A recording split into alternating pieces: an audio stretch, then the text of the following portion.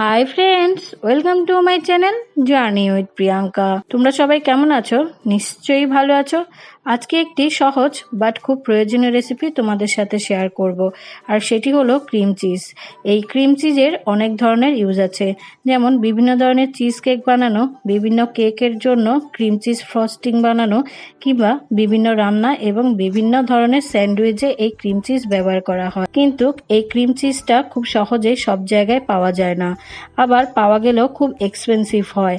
অথচ খুব অল্প সময়ে এবং অল্প খরচে এই চিজটা খুব সহজে বাড়িতে তৈরি করা যায়। আশা করছি আমার আজকের ভিডিওটিও তোমাদের ভালো লাগবে। তাহলে চলো দেখে নেওয়া যাক। ক্রিম চিজ তৈরি করার জন্য প্রথমে এখানে নিয়েছি 1 কাপ ছানা, আর এই ছানার ভিডিও আমার চ্যানেলে রয়েছে, তোমরা চাইলে অবশ্যই দেখে নিতে পারো।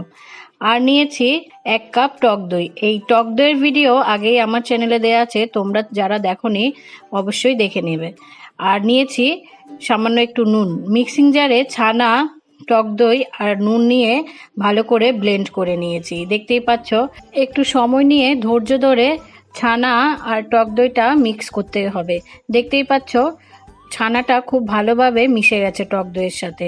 আমার এই টক দইটা একটু জলভাব ছিল, তাই জন্য একটু পাতলা হয়েছে। তোমরা টক দইটা একটু জল ঝরিয়ে নেবে, তাহলে চিজটা আরও গাঢ় হবে।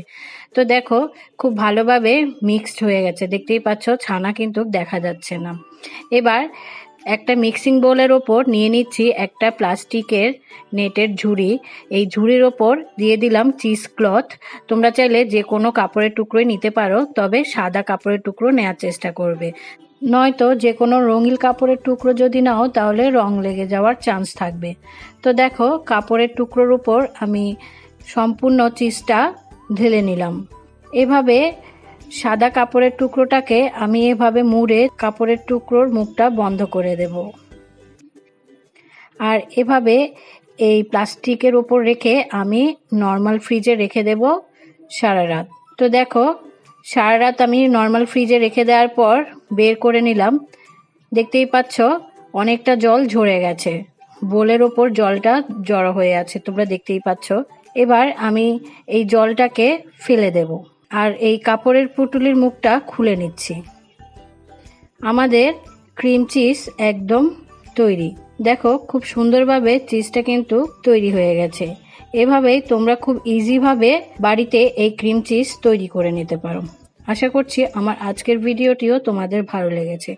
যদি ভালো লাগে আমায় অবশ্যই কমেন্ট করে জানাবে, আর আমার এই চ্যানেলে লাইক করবে, শেয়ার করবে, আর সাবস্ক্রাইব করে বেল আইকনে গিয়ে অন নোটিফিকেশন অন করে দেবে, যাতে সবার আগে পৌঁছে যায় আমার আরো নতুন নতুন ভিডিও তোমার কাছে।